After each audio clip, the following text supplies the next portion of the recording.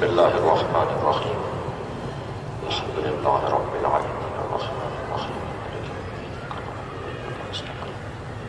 اهدنا الصراط المستقيم صراط الذين أنعمت عليهم غير المغضوب عليهم ولا الضالين صل على محمد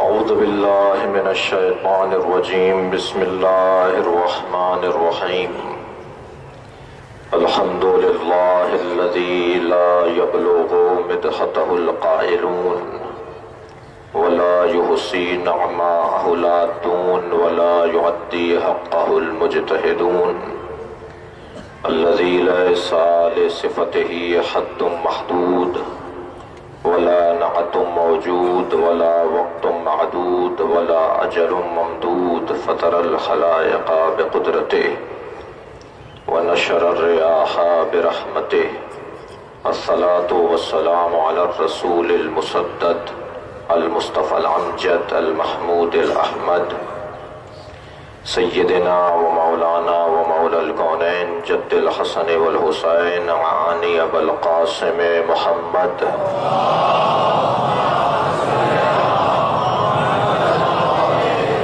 وآله الطيبين الطاهرين المعصومين الذين قال الله إنما يريد الله ليذهب عنكم الرجس أهل البيت ويطهركم تطهيرا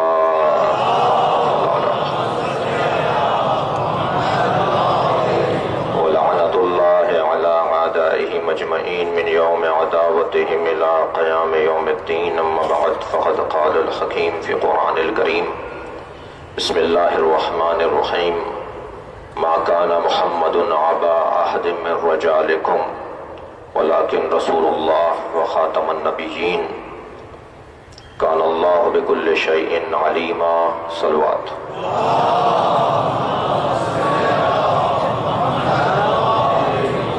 سورہ مبارکہ بقرہ کی آیت کریمہ پروردگار عالم اپنے اس کلام میں ارشاد فرما رہا ہے ہمارا محمد تم میں سے کسی کا باپ نہیں، وہ صرف رسول اللہ ہے اور نبیوں کا خاتم ہے، اس کے بعد کوئی نبی آنے والا نہیں، اور اللہ ہر شے کے بارے میں بہتر اور زیادہ جانتا ہے۔ عزیزو، ہادی دو طرح کے ہیں، ایک ہادی ظاہری ہے اور ایک ہادی باطنی ہے۔ ویسے بھی ہدایت دینا اللہ کا فریضہ ہے، ہادی یہ مطلق ذات کبریاء ہے۔ اِنَّا عَلَيْنَا لَلْہُدَى، میرے اوپر ذمہ داری ہے کہ میں تمہیں ہدایت دوں۔ اللہ کہہ رہا ہے میں نے تمہیں خلق کیا ہے فَهَدَى، اور میرا ہی کام ہے کہ میں تمہیں ہدایت دوں۔ کام اللہ کا ہے ہدایت دینا، لیکن ذات کبریاء نے ہدایت رسانی کے لیے انبیاء کو مبعوث کیا، کتابوں کو نازل کیا، ائمہ کو ذمہ داریاں سونپی، آسمانی صحیفے نازل کیے۔ کام اللہ کا ہے، مگر اس نے طریقے اپنائے، رستے طے کیے، وسیلے مقرر کیے۔ اللہ کا کام ہو اور وہ جب کرنا چاہے تو وہ وسیلوں کے ذریعے سے کرتا ہے، اور میں اگر اسے یوں کہہ دوں کہ جب اللہ اپنا کام کرنے لگے تو محمد کو وسیلہ بناتا ہے، تو جب میں اپنی بات وہاں پہنچانا چاہوں تو کسے وسیلہ بناؤں؟ مجھے وسیلہ بنانے کی ضرورت نہیں ہے، مجھے وسیلہ ڈھونڈنے کی ضرورت ہے۔ اور اللہ نے وسیلہ دے دیا، اور وہ یہ گھرانہ خاص طور پر میرے اور آپ کے اس عشرے کے ممدوح،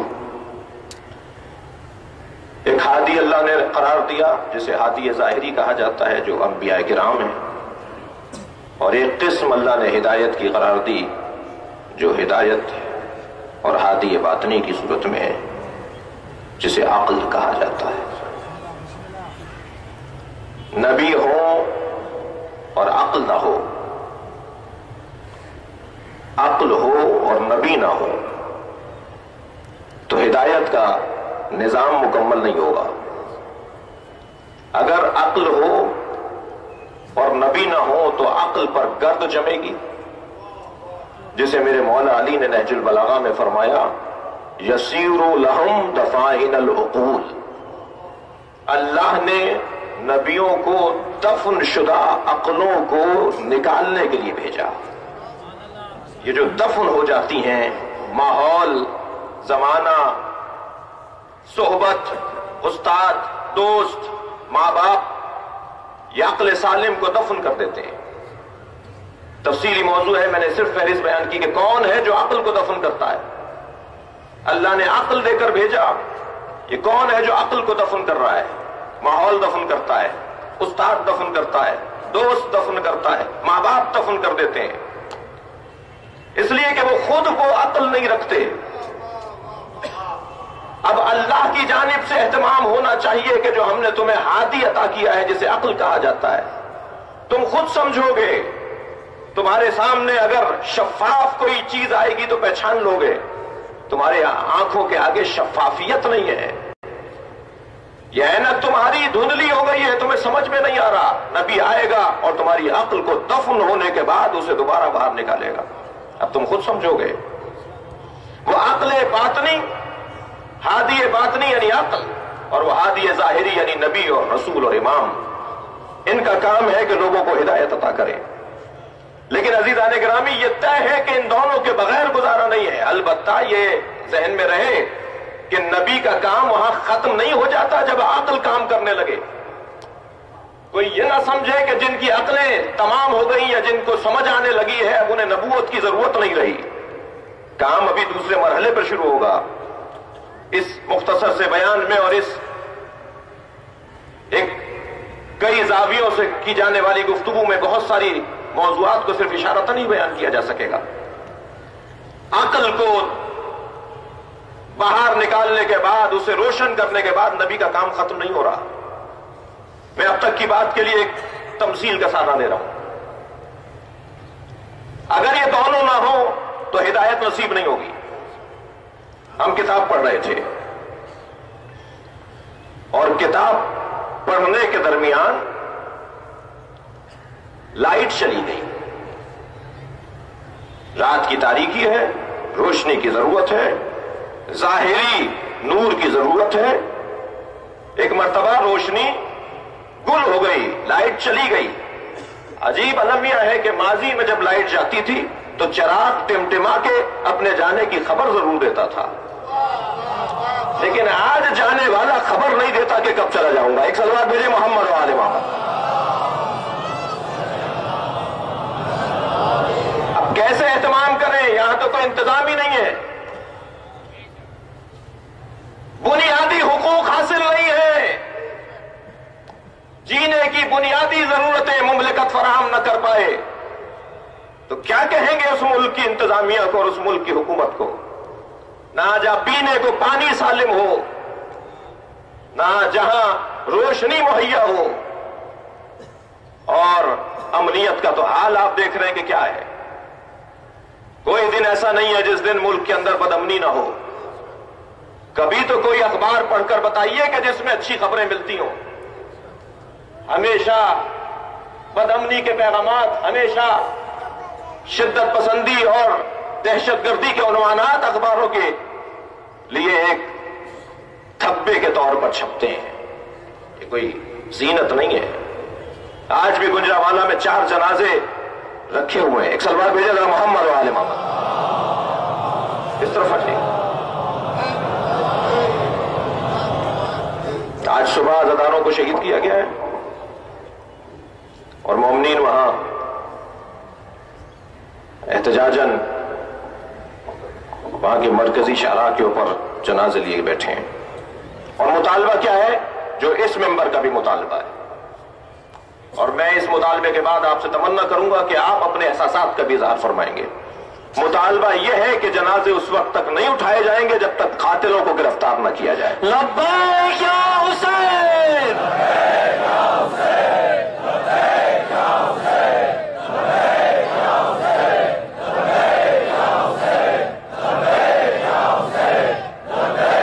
صلوات بھیجیں گے محمد و آل محمد پر۔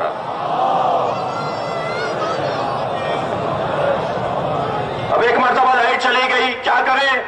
کتاب بڑی اچھی لکھی ہوئی ہے، بڑے جلی حروف میں لکھی ہوئی تھی، بہت ہی واضح الفاظ میں لکھنے والے نے لکھا، کتاب موجود ہے مگر ہم منتظر ہیں کہ روشنی آئے گی تو پڑھیں گے۔ اس کا مطلب یہ ہوا کہ اگر کتاب ہو اور نور ظاہری نہ ہو تو سمجھ میں آنے والی نہیں ہے۔ ضرورت اس امر کی ہے کہ کتاب کے ساتھ ایک ظاہری نور بھی ہو، اور اس ظاہری نور کے بغیر کتاب سمجھ میں نہیں آئے گی۔ اب مجھے سمجھ میں نہیں آتا کہ یہ نعرہ کس نے لگایا تھا کہ کتاب کافی ہے۔ میرے بھائیوں، یہ نعرہ انتہائی غیر منطقی ہے۔ صلوات بھیجے محمد و آل محمد۔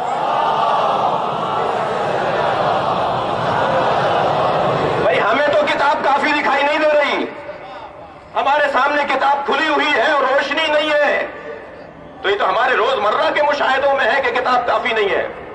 اور کہنے والے نے کس خیال میں اور کس ماحول میں کہا مجھے نہیں معلوم، اور کس نے کہا اس کا مجھے بھی زیادہ علم نہیں ہے، اس لیے کہ میرے پاس ائمہ کیا مطالعہ کرنے کے لیے وقت تنگ ہے، ان کی سیرت پر غور کرنے کے لیے زندگیاں کم ہیں۔ انتہائی غیر منطقی جملہ ہے۔ کون کہہ رہا ہے کہ کتاب کافی ہے؟ ہم جناب مصدق لاکھانی صاحب کے یہاں مہمان گئے، انہوں نے ہمیں ناشتے میں کھانے کے ساتھ چائے بھی پیش کی، اور ایک پیالی جب چائے پی لی تو ایک دوسری پیالی چائے کی پیش کرنے لگے۔ ہم نے کہا کافی ہے۔ دوپہر کا وقت ہوا، آرام کرنا چاہتے تھے، ہمیں بسترے کی ضرورت تھی۔ ہم نے کہا جی بستر چاہیے، تو کہنے لگے آپ نے صبح ہی تو کہا تھا کہ کافی ہے۔ رات کی تاریکی آئی اور پھر ہمیں کچھ چیزوں کی ضرورت پڑی تو ہم نے پھر مطالبہ کیا، تو انہوں نے فرمایا آپ نے صبح کہا تھا کہ کافی ہے۔ ارے بھائی ہم نے چائے کو کافی کہا تھا۔ جب یہ جملہ کہہ دیا جائے کہ فلاں چیز کافی ہے تو اسی کی جنس کی چیزیں کافی ہونے میں شمار ہوں گی، اور جب جنس بدل جائے گی تو کافی کا عنوان اس پر نہیں آئے گا۔ اگر یہ کہا جاتا کہ قرآن کافی ہے تو اگر یہ مطلب تھا کہ تورات کی ضرورت نہیں ہے، انجیل کی ضرورت نہیں ہے، زبور کی ضرورت نہیں ہے، تو جملہ ٹھیک تھا۔ اگر کہنے والے کی نگاہ میں یہ ہے کہ قرآن کافی ہے یعنی اہل بیت کی ضرورت نہیں ہے تو جملہ بھونڈا ہے۔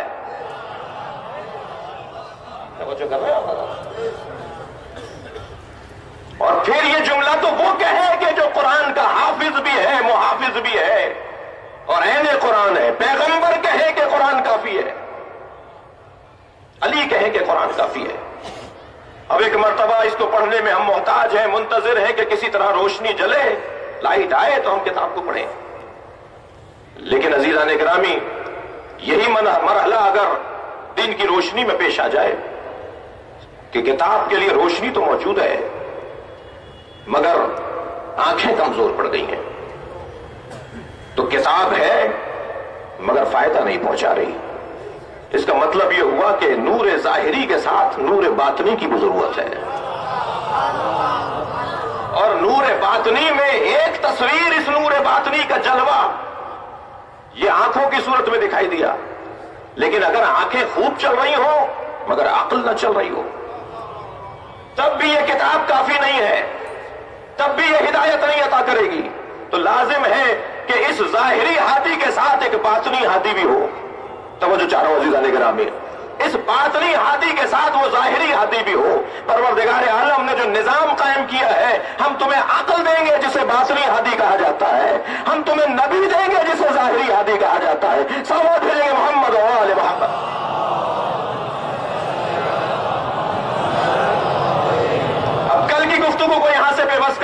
परवरदिगार आलम ने नबी को क्यों भेजा? वयसीरु लहुम दफाइन अल-उकूल, ताकि वो अक्लों को जो छुप चुकी हो उन्हें एक मर्तबा बाहर निकाले। भाई हजरत इब्राहिम ने क्या किया था? वो खुफ्ता अक्लों को ही तो बेदार किया कि जब जाकर बुतखाने में बुतों को तोड़ डाला, किसी का खला तोड़ा, किसी की नाक काटी, किसी की आंख फोड़ी और एक बड़े बुत के गले में कुल्हाड़ी लटका दी। हजरत इब्राहिम से पूछा जाए, इब्राहिम आप तो उस घर में पैदा हुए जिस घर में बुतसाजी का कारखाना लगा हुआ है। आपके चचा आजर, जिन्हें कुरान ने उनके बाबा के नाम से याद किया है, आपको पाला आपके चचा ने। आप उस घर में जवान हुए हैं जहां बुत बनते हैं। अल्लाह अकबर। तो फिर आप बुतखाने के बुत तोड़ रहे हैं, कारखाना क्यों नहीं बंद करवाते? तो वो जो चाहूंगा ज़िंदा करामी, थोड़ा सा मेरे साथ आप तवज्जो रखेंगे। आपने अपने चचा का कारखाना बंद नहीं करवाया। अच्छा, एक पैगाम तो हजरत इब्राहिम की जिंदगी से और अंबिया किराम की जिंदगी से उन्वान खत्म नबूवत का है, यह भी हमें मिल रहा है। खबरदार, जरा देखते चलना, वो कोई और होता है जो माहौल का असर लेता हो, और नबी वो होता है जो माहौल का असर ना लेता हो बल्कि अपना असर माहौल पे डाल देता हो। क्या इससे ज्यादा कोई माहौल बुरा होगा कि बुतों के दरमियान जवान हो रहे हैं? लेकिन इब्राहिम न सिर्फ बुत नहीं पूजते बल्कि बुतों के दुश्मन हैं, बुतों के कातिल हैं, बुत शिकन हैं। क्यों अपने चचा का कारखाना बंद नहीं करवाया? अजीजान गिरामी, इसका बड़ा सबब यह है कि अगर हजरत इब्राहिम अपने चचा का कारखाना बंद करवा देते तो एक और कारखाना खुल जाता। कारखाना बंद करवाना इलाज नहीं है, तलब को बदल डालो, मार्केट का मिजाज बदल डालो, खरीदारों का मिजाज बदल दो, मार्केट खुद बदल जाएगी। बस यही फलसफा है इस अज़हरी का। अपनी आंखों के सामने से ऐनकें हटाओ, वो देखो जो हुसैन दिखाना चाहते हैं। सलवात भेजे मोहम्मद व आले मोहम्मद पर।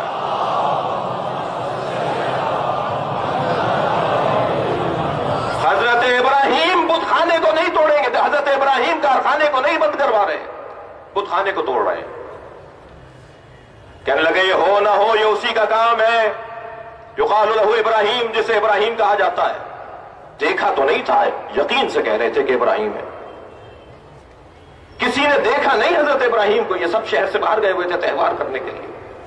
किसी ने भी हजरत इब्राहिम को बुत तोड़ते हुए नहीं देखा, मगर सब यकीन से कह रहे थे कि ये हो ना हो इब्राहिम का काम है। क्यों? इसलिए कि मोमिन अपनी निशानियों के साथ जीता है। जो अपनी अलामतों को खो डाले, जो अपनी अलामतों को मिटा डाले, वो मोमिन नहीं हुआ करता।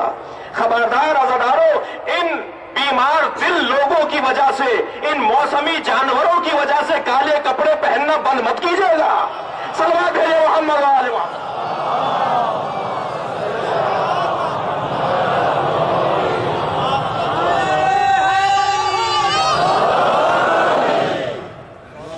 मौसम बदलता है तो ये जानवर मर जाते हैं। कहो न हो ये इब्राहिम का काम है। और एक मर्तबा हजरत इब्राहिम को बुला लिया गया, इब्राहिम तुमने किया है? फरमाने लगे ये उसी ने किया होगा जिसके गले में कुल्हाड़ी लटकी है। दफाइनुल उखूल यसीरु लहुम दफाइनुल उखूल। नबी का काम क्या है? ताकि वो छुपी हुई अक्लों को एक मर्तबा उजागर करें, जिंदा करें। वो जो दब गई हैं, वो जो दफन हो गई हैं अक्लें, उन्हें बाहर निकालें। ये नबी का काम है। कहने लगे हो ना हो ये उसी का काम है कि जिसके गले में कुल्हाड़ी लटकी हुई है। कहने लगे वो तो अपनी नाक पर बैठी हुई मक्खी भी नहीं जल सकता। तो बस इब्राहिम भी यही जुमला सुनना चाह रहे थे। तुमने इकरार कर लिया ना कि वो तो नाक पर बैठी मक्खी नहीं जल सकता। जो नाक पर बैठी मक्खी नहीं जल सकता वो तुम्हारा खालिक कैसे है, तुम्हारा रब कैसे है, तुम्हारा राज़िक कैसे है? मानो कि तुम गलती पर हो। एक मर्तबा बेदार होने लगे। जुमला तकरार कर रहा हूं, मुर्दे को इस्मा इफहम कहना सुन्नत है, हुक्म है, सवाब है, मगर ये मजलिसें जिंदों को इस्मा इफहम कहलवाती है। और जब माशरे के जिंदा लोग सुनने और समझने लग जाएं तो फिर दर हकीकत नबूवत का काम शुरू होता है और पैगंबराना पैगाम आगे बढ़ता है और इस पर शहदा का हदफ मुकम्मल होता है। यहीं रुककर एक और मंजिले فکر کو ذرا لیتے جائیے. امام حسین علیہ السلام یزید کے لیے کہہ رہے وَهُوَ شَارِبُ الْخَمْرِ مُعْلِنٌ بِالْفِسْقِ قاتل نفس المحترمہ. یزید شراب پیتا ہے. حسین کو شراب سے بڑی نفرت ہے. اپنے رسمی بیان میں اپنے رسمی خطاب میں فرما رہے ہیں ہو نہیں سکتا کہ کسی کا تعلق ذرہ برابر بھی حسین سے ہو اور اس کا کوئی تعلق شراب سے ہو. وَهُوَ شَارِبُ الْخَمْرِ حسین کی کیا نسبت یزید سے بات کرنے کی؟ وہ شراب پیتا ہے. مُعْلِنٌ بِالْفِسْقِ علنی گناہ کرتا ہے. گناہ کرنے میں سے کوئی شرم نہیں آتی. وہ نفس محترمہ یعنی بے جرم لوگوں کو بے خطا لوگوں کو قتل کرتا ہے. فرماتے مثلی لا یبایع مثلہ مجھ جیسا اس جیسے کی بیعت نہیں کر سکتا. مولا آپ جیسا کون ہے؟ مولا آپ جیسا کون ہے؟ تعجب نہیں ایک مفہومی پیغام آئے کہ یزید جیسا بھی کوئی نہیں ہوگا. تو جیسے یزیدیت پر قائم رہنے والے ہوں گے ایسے حسینیت پر بھی چلنے والے ہونے چاہیے. ہر زمانے کے اندر بد کرداروں کے ساتھ ہر زمانے کے اندر حسینی کردار رکھنے والے اور حسینیت کو پسند کرنے والوں کو اپنی ذمہ داریوں کو طے کرنا ہوگا. مولا توجہ چاہ رہا ہوں مولا شارب خمر یزید ہے. مولن بالفسق یزید ہے. قاتل نفس محترمہ یزید ہے. تو آپ اصلاح کرنے کس کی جا رہے ہیں؟ انما خرجت لطلب الاصلاح فی امت جدی میں اپنے جد رسول اللہ کی امت کی اصلاح کرنے جا رہا ہوں. مولا برا تو یزید ہے اصلاح کرنے آپ امت کی جا رہے ہیں. توجہ چاہوں گا تھوڑا سا میرے ساتھ توجہ رکھیے گا. مولا آپ یزید کی اصلاح کرنے کیوں نہیں جا رہے؟ برا تو وہ ہے امت تو بری نہیں ہے. فرمایا جس امت نے یزید کو تخت پر بٹھایا ہے اس کا جب تک مزاج نہیں بدلے گا یزید آتے رہیں گے. سلام بھیجے محمد و آل محمد.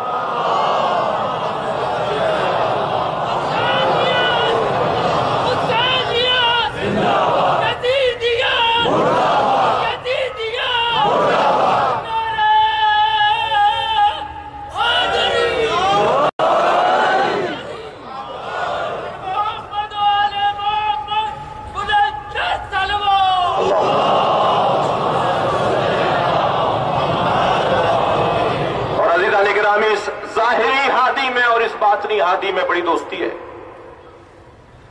بڑا پیار ہے ان میں. بڑی اگانگت ہے. بڑا اتحاد ہے. کبھی بھی باطنی ہادی ظاہری ہادی کے خلاف نہیں بولتا اور کبھی بھی ظاہری ہادی باطنی ہادی کے خلاف نہیں بولتا. اور ان دونوں کے اندر اتحاد اس لیے ہے کہ یہ ایک اللہ کی جانب سے ہادی بنائے گئے ہیں اور جو ایک اللہ کی جانب سے وحدہ لا شریک کی طرف سے نمائندہ بنایا جائے اس میں اختلاف نہیں ہوتا. بس مجھے بہت ہی معتبانہ انداز سے علماء کرام سے اجازت کے بعد ایک جملہ کہنے دیجئے. اگر کبھی قومی لیڈروں میں اگر کبھی قومی قائدین میں اگر کبھی قومی شخصیات میں اختلاف دکھائی دے رہا ہو تو مان لیجئے ان میں سے ایک ضرور ہے جو اللہ کی طرف سے نہیں ہے. اگر یہ دونوں اللہ کی طرف سے بات کر رہے ہوتے تو ان میں کوئی اختلاف نہ ہوتا. صلوات بھیجے محمد و آل محمد.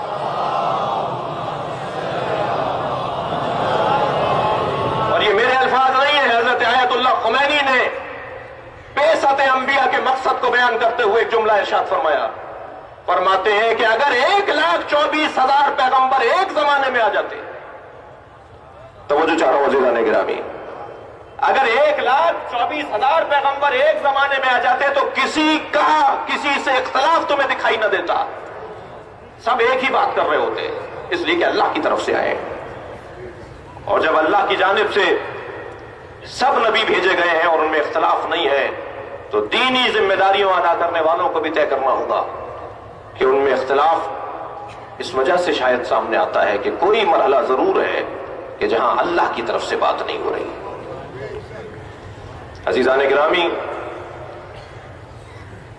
بعثت کا آغاز دعوت ذوالعشیرہ سے ہو رہا ہے اور دعوت ذوالعشیرہ میں میرے مولا نے عجیب انداز سے نبی مکرم نے عجیب انداز سے ہدایت کا سامان کیا ہے. علی خاندان والوں کو بلا دو. عزیز و اقارب کو بلا دو. عزیز و اقارب کو بلایا. رشتہ دار سارے جمع کیے. کھانے کا اہتمام عجیب انداز ہے. آپ مجلس میں تبرک بعد میں تقسیم کرتے ہیں اور پیغمبر پہلے کھلاتے ہیں.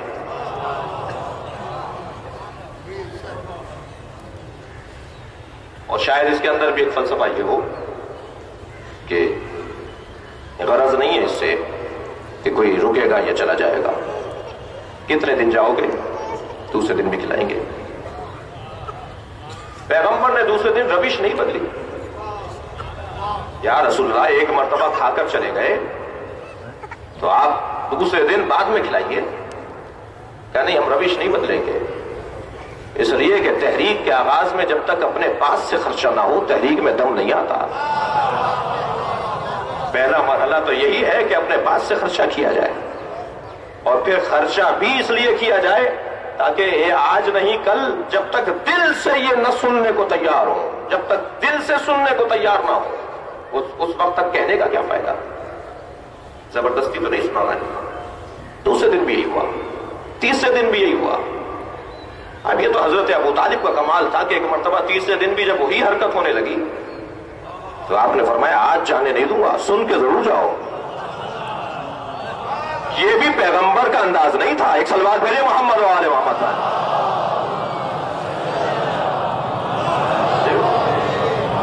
اور جب جناب رسالت باب نے اپنا پیغام سنا دیا تو اب یہ بعثت کا آغاز ہو رہا ہے. بعثت کا آغاز گھر سے ہے. پیغام ہے ذمہ داروں کو جن کے گھر کے حالات خراب ہیں، وہ پوری ملت کے لیے کچھ نہیں کر پائیں گے. انہیں پہلے اپنے گھر کے حالات، میں اپنے لیے بات کر رہا ہوں، انہیں پہلے اپنے گھر کے حالات کو بہتر کرنا ہوگا. اور عزیزان گرامی، اس اہم ترین تاریخی دعوت کا اہتمام ایک جوان کے سپرد کیا گیا ہے. یہ تو میں نے جوان اس لیے کہا ہے کہ اللہ نے اسے جوان کہا ہے، ورنہ تاریخ تو اسے بچہ لکھ رہی ہے. ایک سلوات بھیجے ذرا محمد و آل محمد.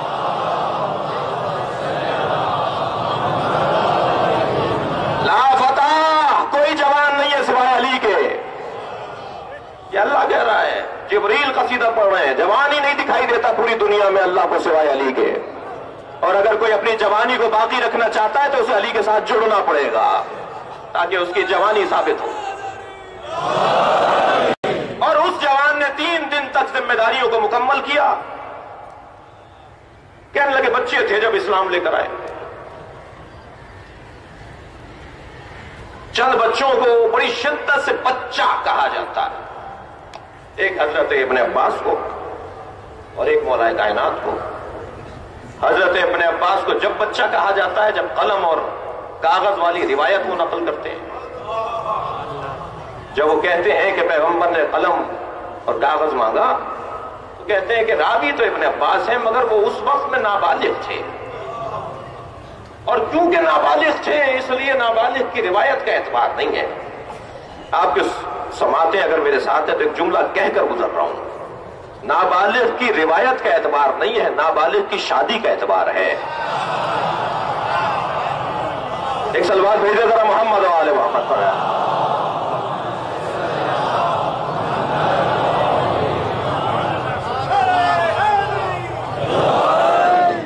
اور ایک اس روایت پر کہتے ہیں صاحب علی جب اسلام لے کر آئے تو بچے تھے. خواتین کا تذکرہ ہوتا ہے، بزرگوں کا تذکرہ ہوتا ہے. میرے مولا علی کا کیا تذکرہ ہوتا ہے؟ جب علی ایمان لے کر آئے تو بچے تھے. میں یہاں زیادہ نہیں رکنا چاہتا، میں تو صرف اتنا کہہ کے آگے بڑھنا چاہتا ہوں کہ جس بچے پر اللہ کے نبی کو اعتماد ہو اسے علی کہا جاتا ہے. اور مجھے مولا کا وہ شعر بھی یاد آ رہا ہے جو میرے مولا نے امیر شام کو لکھا تھا جب اس نے پیغام بھیجا، خط بھیجا کہ آپ میں اور مجھ میں لڑائی کس بات کی ہے، میں بھی بڑے خاندان کا ہوں، آپ بھی بڑے خاندان کے. یہ پرانی تمنا تھی کہ 2 شہزادوں کی جنگ دکھائی جائے، لیکن مولا علی نے بھی یہ بات واضح کر دی کہ یہ شہزادوں کی لڑائیاں نہیں ہیں، اور امام حسین نے بھی واضح کر دیا کہ یہ شہزادوں کی لڑائیاں نہیں ہیں. تو میرے مولا نے ایک پورا منظوم جواب دیا تھا. وہ پورا جواب تو میں اس وقت پڑھوں گا تو میں بہت سارے نکات جو آج کے لیے سوچ کر آئے وہ رہ جائیں گے، لیکن ان اشعار میں ایک شعر جو میری اس بات سے متصل ہے، وہ متعلق ہے. میرے مولا نے فرمایا سبقتکم الی الاسلام درا، میں تم سب سے زیادہ اسلام کے معاملے میں سابق ہوں. جواب لکھ رہے ہیں، منظوم جواب ہے مولا کا. عربی میں اشعار ہے، میرے مولا کی زبان پسندیدہ عربی ہے. فرماتے ہیں سبقتکم الی الاسلام طرا، میں تم سب سے زیادہ اسلام کے معاملے میں سابق ہوں، اسبق ہوں. اللہ اکبر. دوسرا مصرع سنیے میرے مولا کیا فرما رہے ہیں. تم کہہ رہے ہو کہ 10 سال کی عمر تھی جب اسلام لے کر آئے. علی خود کیا کہہ رہے ہیں؟ علی فرما رہے ہیں مقرن بالنبوۃ بطن امی، میں نے ماں کی شکم میں نبی کا کلمہ پڑھا ہے.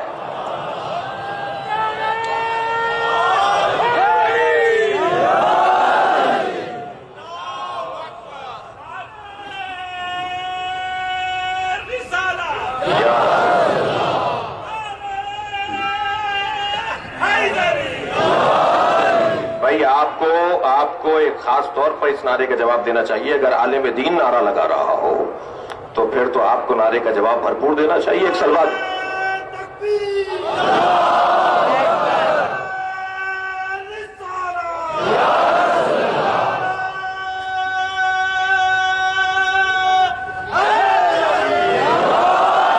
ماشاءاللہ. پروردگار عالم کا احسان ہے کہ اس نے ہمیں جس دروازے پر بٹھایا ہے اس سے بہتر دروازہ نہیں ہے، اس سے اچھا دروازہ نہیں ہے. مطمئن بیٹھے ہیں، اسی لیے گولیاں کھانے کو بھی تیار ہیں. جی اس لیے کہ ہمیں پتا ہے کہ دنیا تو ویسے ہی ختم ہونی ہے، مرنا تو ویسے ہی ہے. آخرت کی ذمہ داری جس نے لی ہو اسے حسین کہا جاتا ہے. جملہ کہوں آپ کی سماعتوں کے لیے، نہ ڈاکٹر نے آخرت کی ذمہ داری لی ہے، نہ انجینئر نے لی ہے، نہ مولوی نے لی ہے، نہ عالم نے لی ہے، اگر وہ اللہ کی طرف سے نہیں بات کر رہا. نہ سیاستدان نے آخرت کی ذمہ داری لی ہے. آخرت کی ذمہ داری نبیوں نے لی ہے اور ائمہ نے لی ہے. ہم بخشوائیں گے، ہم بخشوائیں گے، ہم تمہارے گناہوں کو معاف کروائیں گے. لہٰذا اگر دنیا چند روزہ ختم بھی ہو جائے گی تو ہمیں یہ یقین ہے کہ آخرت اسی کی ہے. اور کیا خوب جناب شاہ عبد العزیز محدث دہلوی نے لکھا ہے کہ جب امام حسین کربلا میں حجت تمام کر رہے تھے تو آپ نے اس حدیث کو بار بار دہرایا. کیا تمہیں یہ حدیث یاد ہے، تمہیں معلوم ہے؟ پیغمبر نے فرمایا ان الحسن والحسین سید شباب اہل جنت، حسن و حسین جوانان اہل جنت کے سردار ہیں. کیوں بار بار امام نے اس حدیث کو دہرایا؟ تاکہ بتائیں کہ آخرت میرے ہاتھ میں ہے، جنت میرے ہاتھ میں ہے، مرنے کے بعد تمہیں بہرحال میری طرف آنا ہے. تو عزیزو ان دونوں میں بڑا آپس میں ربط ہے. پیغمبر اکرم نے دعوت ذوالعشیرہ میں ایک انداز یہ اپنایا کہ آپ نے پہلے کھانا کھلایا پھر پیغام پہنچایا، اور اس کے بعد فرمایا کون ہے جو میری سخت ترین امر میں میرا ساتھ دے؟ تو مولا علی نے اظہار فرمایا کہ میں آپ کا ساتھ دوں گا. اور پیغمبر اکرم نے موقع دیا بہت سے اور لوگوں کو کہ وہ اس بات کا اظہار کریں، اور بالآخر قبول کیا مولا علی کے اس وعدے کو. وعدہ علی کر رہے ہیں، قبول نبی فرما رہے ہیں. اور میں یہ کہتا ہوں، یعنی ممبر کی زبان میں یہ جملہ کہوں کہ در حقیقت اعلان نبوت سے پہلے پیغمبر اکرم نے اللہ سے مددگار مانگا تھا. قرآن مجید کے اندر بہت ہی واضح انداز سے اللہ نے اس آیت کو نقل کیا ہے. قل رب ادخلنی مدخل صدق واخرجنی مخرج صدق واجعل لی من لدنک سلطانا نصیرا. توجہ چاہ رہا ہوں عزیزان گرامی اس منزل بیان پر. اے میرے حبیب کہو، اللہ کہلوا رہا ہے، اے میرے حبیب کہو کہ ہر معاملے میں مجھے سچائی کے ساتھ داخل فرما، اور ہر مرحلے نبوت کے اندر مجھے سچائی کے ساتھ اس سے نکلنے کا موقع دے. اور یا اللہ میرے لیے اپنی جانب سے ایک مضبوط مددگار عطا فرما. بھائی علماء کرام تشریف فرمائے ہیں، ناصر، نصرت، نصیر، یہ ایک خاندان کے الفاظ ہیں. نصرت یعنی مدد، ناصر یعنی مدد کرنے والا، توجہ میری طرف رہے، ناصر مدد کرنے والا، نصیر بہت زیادہ مدد کرنے والا. جیسے عالم، علیم، علم رکھنے والا، بہت زیادہ علم رکھنے والا، خبیر بہت زیادہ خبر رکھنے والا. استمرار بھی پایا جاتا ہے علیم اور خبیر اور نصیر کے اندر، اور تمام بھی پایا جاتا ہے. اس کی جانب سے مدد میں کبھی کمی نہیں ہوگی جسے نصیر کہا جاتا ہے. کسی مرحلے پر یہ نہیں کہے گا کہ میں عزیزان گرامی، پروردگار عالم سے نبی نے نصرت نہیں مانگی، تب تو شاید بعض لوگوں کو موقع مل جاتا کہ یا علی مدد کے مقابل یا اللہ مدد لے آتے۔ یا اللہ مدد اللہ کے رسول نہیں مانگ رہے، یا علی مدد مانگ رہے، اس لیے کہ نصرت نہیں ہے، نصرت نہیں مانگ رہے پیغمبر، نصیر مانگ رہے ہیں۔ مجھے جواب دیا جائے، اگر میں بغلطی پر ہوں مجھے جواب دے سننے والے۔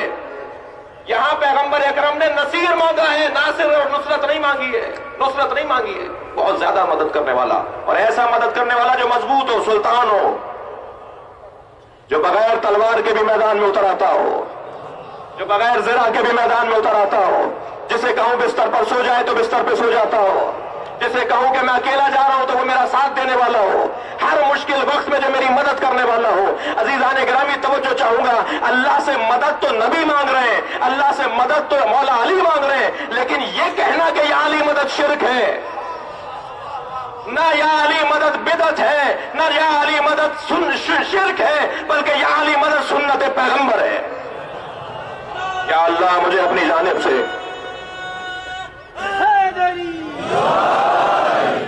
وَاجْعَلْ لِي مِن لَّدُنْكَ سُلْطَانًا نَصِيرًا، یا اللہ اپنی جانب سے مجھے ایک مضبوط نصیر عطا فرما۔ اب جسے اللہ کا نبی اللہ سے مانگ رہا ہے نصیر، وہ بتائے گا کہ پیغمبر کیا ہے۔ ایک مستقل موضوع کی ضرورت ہے کسی عشرے اور خمسے میں، علی کی زبان سے پیغمبر کا تعارف، یا نبی بے زبان علی گفتگو ہونی چاہیے۔ پورے نہج البلاغہ میں، اگرچہ نہج البلاغہ مکمل میرے مولا کا کلام نہیں ہے، یہ در حقیقت کشکول سید رضی ہے جسے نہج البلاغہ کہا جاتا ہے۔ سید رضی نے مولا کے دروازے پہ کھڑے ہو کر جو اپنے ہاتھ پھیلائے، اس میں جو انہیں موتی ملے، اس کا نام انہوں نے نہج البلاغہ رکھ دیا، ورنہ سارا کلام مولا کا نہج البلاغہ نہیں ہے۔ اور خود نہج البلاغہ میں جو مولا علی نے نبی مکرم کا تعارف کروایا ہے، وہ خود ایک علیحدہ اور ایک مستقل موضوع ہے۔ میں جو روایت آپ کے سماعتوں کے حوالے کرنے جا رہا ہوں، وہ ختم نبوت پر بھی دلیل ہے اور وہ عظمت پیغمبر پر بھی دلیل ہے، اور روایت ہے بحار الانوار میں، اور میرے مولا سے روایت ہے، مولا علی سے۔ ویسے بھی شمائل النبی پر، اوصاف پیغمبر پر، عظمت نبوی پر سینکڑوں بلکہ ہزاروں کتابیں برادران اہل سنت نے اور شیعوں نے لکھی ہیں۔ شاید اگر میں یوں کہہ دوں کہ سب سے زیادہ کتابیں نبی مکرم کی عظمت پر لکھی گئی ہیں تو غلط نہیں کہوں گا، مگر ان ساری کتابوں کے مواد کو اور دم کو اور طاقت کو ایک طرف کیا جائے، اور مولا علی کے بیان کو جو پیغمبر کے بارے میں ہے انہیں ایک طرف کر دیا جائے، جو دم مولا کے الفاظ میں ہے پیغمبر کی عظمت کے بیان میں، جو طاقت و توانائی میرے مولا کے الفاظ میں ہے پیغمبر کی عظمت کو بیان کرتے ہوئے، وہ شاید کہیں اور ہمیں دکھائی نہیں دے گا، جو خود ایک دلیل ہے اس بات پر کہ اگر تمہیں نبی لینا ہے تو علی سے لینا ہوگا۔ تمہیں چاہیے کہ تم نبی کی عظمت کے بیان کو مولا علی سے سیکھو اور سمجھو۔ بحار الانوار میں ایک بڑی طویل شمائل النبی کے عنوان سے ایک روایت ہے جو مولا علی نے بیان کی ہے۔ شخص آ کر سوال کرتا ہے، یا علی بتائیے کہ نبی کیسے تھے؟ اب یہ کون بتائے گا کہ نبی کیسے تھے؟ نبی مکرم کے حالات کو بیان کرنے کے لیے مولا علی نے جو خطبہ ارشاد فرمایا ہے وہ بہار میں موجود ہے، اسی کا ایک حصہ، شاید آغاز کہہ لیجئے اس مولا کی حدیث کا۔ مولا فرماتے ہیں کہ پروردگار عالم نے سب سے پہلے میرے نبی کے نور کو خلق کیا۔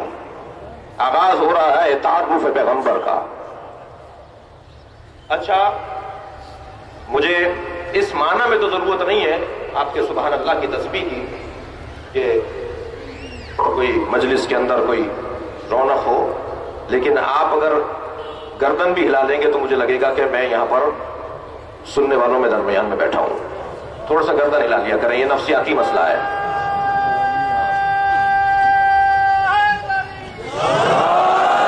یہ نفس پرستی کے لیے نہیں ہے، یہ تسکین نفس کے لیے نہیں مانگ رہا آپ سے میں، یہ مسئلہ ہے سماعت کا. تھوڑے سے گردن ہلا لیا کریں تو معلوم رہے کہ آپ میری بات کو لے رہے ہیں. میں نے ایک مثال دی تھی, بعض لوگ آنکھیں کھول کر بیٹھے ہوتے ہیں. ایک سلوات بھیجے ذرا محمد والے.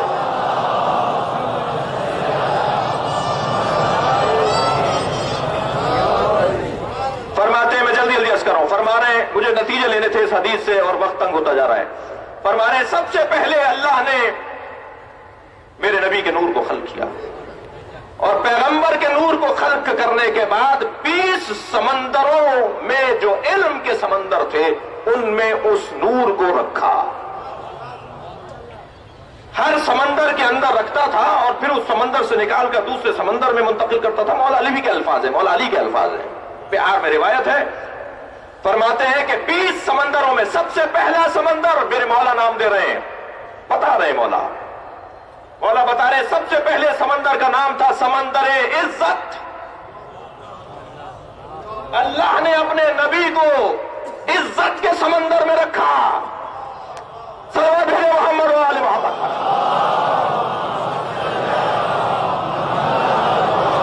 میرے مولا کے اس جملے سے ایک جملہ سنتے جائیے, ساری دنیا ذلیل ہو سکتی ہے, محمد کو کوئی کم نہیں کر سکتا. صلوات بھیجے محمد و آل محمد.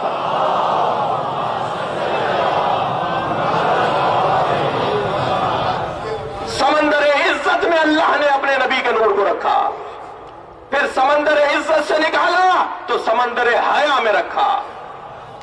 اب ایک ایک جملے پر اور ایک ایک سمندر پر بات ہو سکتی ہے. فرماتے ہیں سمندر حیا سے نکالا تو سمندر وفا میں رکھا, اور سمندر وفا سے نکالا تو سمندر عبادت میں رکھا, اور سمندر عبادت سے نکالا تو سمندر رضا میں رکھا, اور سمندر رضا سے نکالا تو سمندر عبادت میں قرار دیا, اور عبادت کے سمندر کے بعد پروردگار عالم نے انابت کے سمندر میں رکھا, اور جب سمندر انابت میں رکھا تو سمندر عصمت میں رکھا, اور جب سمندر عصمت سے نکالا تو پیغمبر اکرم کے ایک مرتبہ آواز سننے کو ملی جو اللہ کی آواز تھی, اے میرے سید, اے میرے پیغمبر آخر,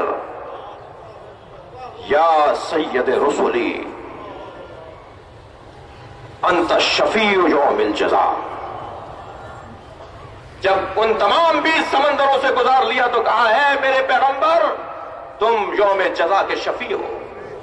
مولا علی فرماتے ہیں کہ جیسے ہی نور پیغمبر نے یہ سنا کہ آپ یوم جزا کے شفیع ہیں تو فخر النور ساجدہ, فوراً میرے مولا نبی کا نور سجدے میں گر گیا. اچھا, انداز تو ایسا ہے جیسے علی خود دیکھ رہے تھے. صلوات بھیجے ذرا محمد و آل محمد.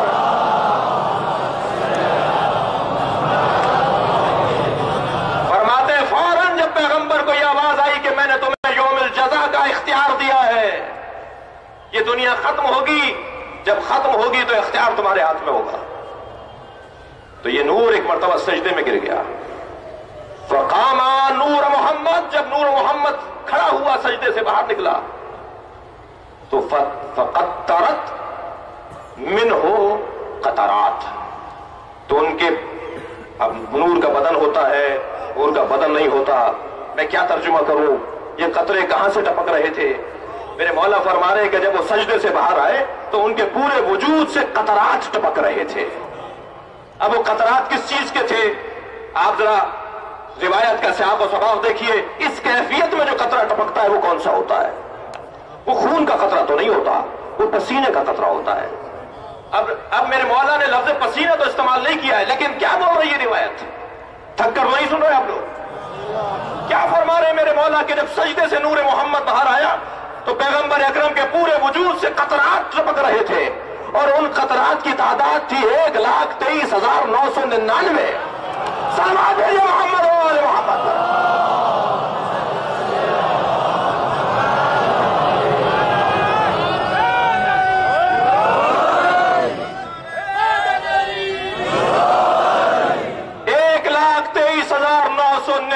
قطرے پیغمبر کے بدن سے ٹپکے.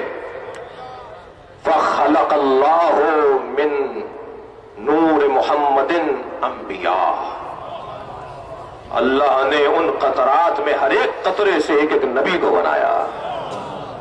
اللہ اکبر. اب بات واضح ہے, ختم نبوت پر اور کوئی دلیل چاہیے؟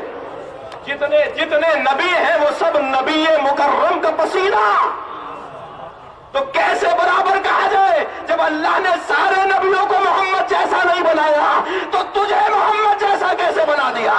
سلام بھیجے محمد و آل محمد۔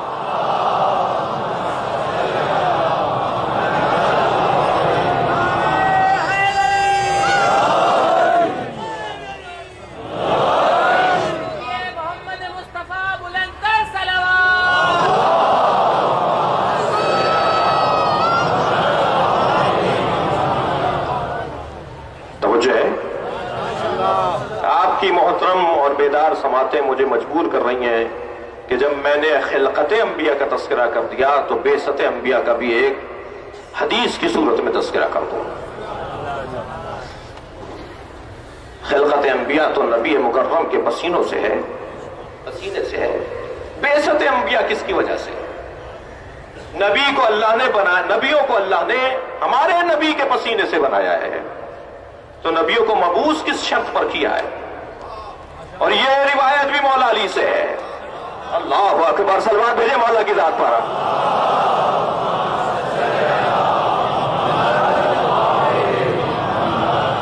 میرے مولا فرماتے ہیں کہ نبی مکرم نے ارشاد فرمایا کہ ایک روز جبریل کو اللہ نے میری خدمت میں بھیجا اور کہا کہ جبریل جا کر ہمارے نبی سے سوال کرو، الا ما بعثوا، ان نبیوں کو اللہ نے کس شرط پر مبعوث کیا بتائیے۔ میرے نبی سے جا کے سوال کرو کہ اللہ نے ان سارے نبیوں کو کس شرط پر مبعوث کیا ہے۔ بھائی جان، آپ بھی بغیر شرط کے کسی کو ذمہ داری نہیں دیتے۔ آپ بھی اگر کوئی ذمہ داری سونپتے ہیں تو شرط و شرائط کے بعد سونپتے ہیں۔ بنا تو دیا تھا نبیوں کو، بھیجا کس شرط پر ہے؟ سرکار فرماتے ہیں کہ میں نے کہا جبریل، اللہ بہتر جانتا ہے، جا کے اللہ سے کہو کہ تمہارے پیغمبر نے جواب دیا ہے کہ اللہ بہتر جانتا ہے۔ جبریل دوبارہ نازل ہوئے کہ اللہ نے پیغام دیا ہے، الا حب علی بن ابی طالب۔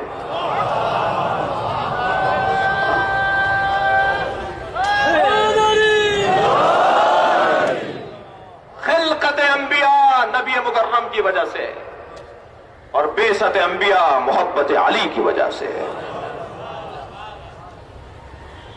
اور پھر فرماتے ہیں کہ جب انبیاء کرام کی خلقت ہو گئی تو یطوفون کما یطوف الحجاج علی حول بیت اللہ، یہ سارے نبی نور محمد کے گرد ایسے طواف کر رہے تھے جیسے حجاج بیت اللہ کے گرد طواف کرتے ہیں۔ اللہ اکبر، مولا علی کے الفاظ ہیں، بحر الانوار کی روایت ہے، ایسے طواف کر رہے تھے وَيُسَبِّحُونَ وَيَحْمِدُونَهُ، اور جب طواف کر رہے تھے تو تسبیح الہی پڑھ رہے تھے اور حمد الہی کر رہے تھے، اور وہ حمد یہ کر رہے تھے، سبحان من ہوا عالم لا یجہل۔ دیکھیے تو صحیح نبیوں کی تسبیح کیا ہے۔ نبیوں کی تسبیح میں بھی ایک پیغام ہے، توحید کا پیغام ہے۔ فرما رہے ہیں کہ یہ نبی طواف کرتے ہوئے کہہ رہے تھے، بابرکت ہے وہ عالم جس پہ جہل کبھی نہیں آتا، اور کبھی کہتے تھے سبحان من ہوا، بابرکت ہے وہ غنی لا یفتخر، بابرکت ہے وہ اللہ جو ایسا غنی ہے کہ کبھی فقر اس پہ طاری نہیں ہوتا۔ اور کبھی تسبیح کرتے ہوئے کہتے تھے سبحان من ہوا حلیم لا یعجل، صاحب کمال ہے وہ اللہ جو ایسا حلیم ہے کہ اسے جلدی نہیں ہوتی۔ صلوات بھیجے محمد و آل محمد۔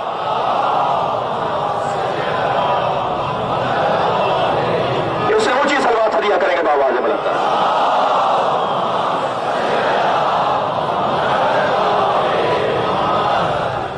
یہ انبیاء کرام کا مقام، وہ میرے نبی مکرم کا مقام۔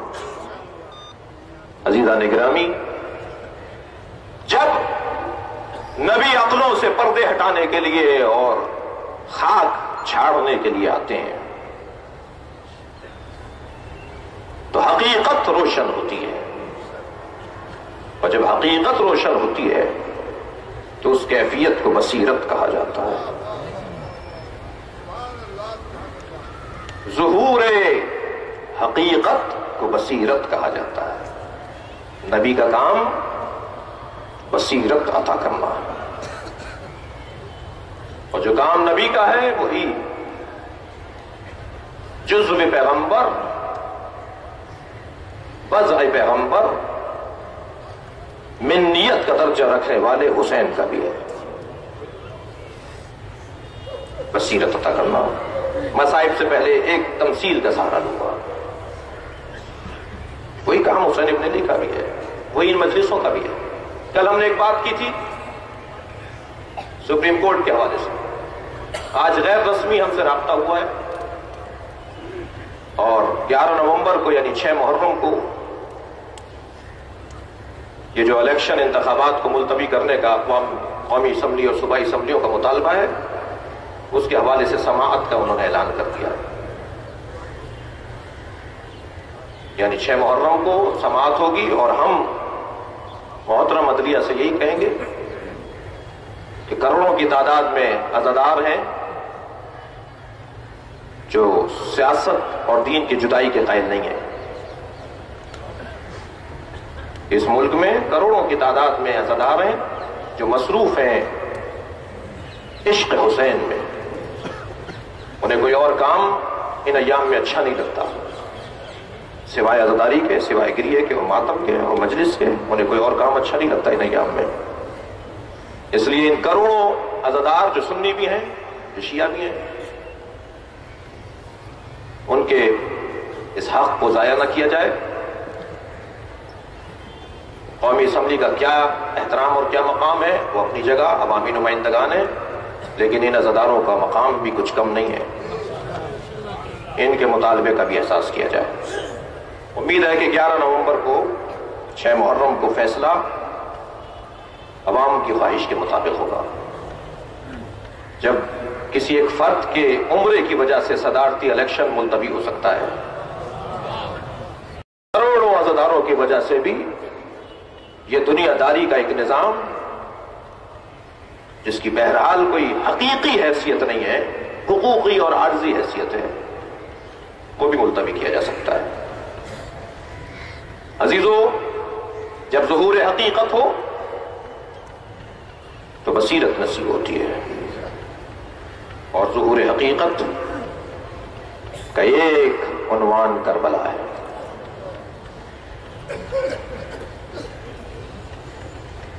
زہیرین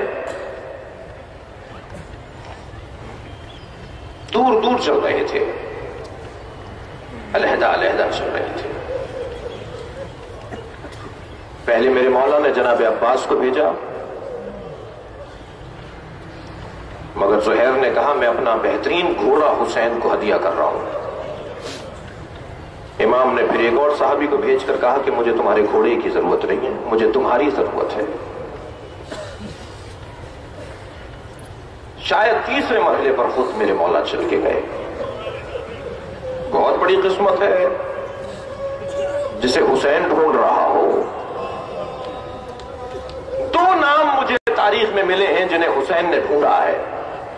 بہت مشکل کام ہوتا ہے ڈھونڈنا، کسے نکال کر لاؤ گے؟ ایک جناب زہیرین ہے جنہیں امام حسین نے ڈھونڈا ہے، اور ایک حبیب ابن مظاہر ہے جنہیں امام حسین نے ڈھونڈا ہے۔ خود چل کے گئے زہیر کے خیمے میں، کہا زہیر ہمارے ساتھ چلو۔ راوی کہتا کچھ نہیں پتا کہ حسین ابن علی میں اور زہیرین میں کیا گفتگو ہوئی، اتنا ضرور طے ہے کہ جو اتنی دیر سے نہیں مان رہے تھے فوراً حسین کے آگے جھک گئے۔ کیا جملہ کہا ہے حسین نے کہ جو زہیر کے دل پر اثر کر گیا، اور اپنی زوجہ سے کہنے لگے کہ میں تجھے طلاق دینا چاہتا ہوں تاکہ آزاد رہے۔ جملہ کہا زہیر کی زوجہ نے کہ جب تک اپنی خدمت کا مرحلہ تھا مجھے ساتھ رکھا، اب اولاد رسول کی خدمت کا مرحلہ ہے، میں آپ کے ساتھ رہوں گی۔ ایک زہیر کو ڈھونڈا میرے مولا نے، اور آج جن کے مصائب میں مجلس مکمل کرنا چاہ رہا ہوں وہ ہے حبیب ابن مظاہر۔ ایک حبیب کو ڈھونڈا ہے حسین نے، کسی کو خط نہیں لکھا۔ یہ کچھ چھوٹا اور کم درجہ نہیں ہے۔ کربلا سے وابستہ 4 ایسے صحابی ہیں جو نبی کو بہت عزیز تھے. 75 سال کا سن ہے جناب حبیب کا کربلا. جو مجلس میں ضعیف العمر لوگ بیٹھے ہیں وہ اپنے بڑھاپے کو رکاوٹ نہ جانے خدمت دین کے لیے. تمہاری عمر اگر 75 سال کی بھی ہے تو حبیب کو یاد رکھو. تم دین کی خدمت میں ان سے زیادہ تو ضعیف نہیں ہو. زہیر خین، عروہ غفاری، حبیب ابن مظاہر اور عبداللہ ابن یقطع، یہ 4 صحابی ایسے ہیں جو پیغمبر کو بھی بہت عزیز تھے اور ان چاروں نے حسین کا ساتھ دیا. ان چاروں نے کربلا میں، اور چاروں حافظ قرآن بھی تھے. حضرت حبیب ابن مظاہر تو ایک رات میں ختم قرآن کرتے تھے. اور یہ میرے الفاظ نہیں ہے، حسین نے مرثیہ پڑھا حبیب کے لاشے پر. جب پہنچے ہیں نا میرے مولا حبیب ابن مظاہر کے لاشے پر تو فرمایا یا اللہ میں گواہی دیتا ہوں. امام حسین فرما رہے ہیں جناب حبیب کے لاشے کو دیکھ کر، یا اللہ میں گواہی دیتا ہوں یہ حافظ قرآن تھا، یہ ایک رات میں قرآن ختم کر لیتا تھا. تیرا حسین اس سے محبت کرتا ہے، یہ تیرے حسین سے محبت کرتا تھا. حبیب ابن مظاہر کوفے میں ہے. جناب زینب نے کہا بھیا دشمن کے تو ساتھیوں میں اور لشکر میں اضافہ ہو رہا ہے، آپ تک کوئی نہیں ہے جو مدد کرتے ہیں. فرمانے لگے بہن زینب میں نے اپنے دوست حبیب ابن مظاہر کو خط لکھا ہے. جب قاصد خط لے کر پہنچا نا، بس 2-4 جملے سن لیجئے اور عبادت مکمل ہو جائے.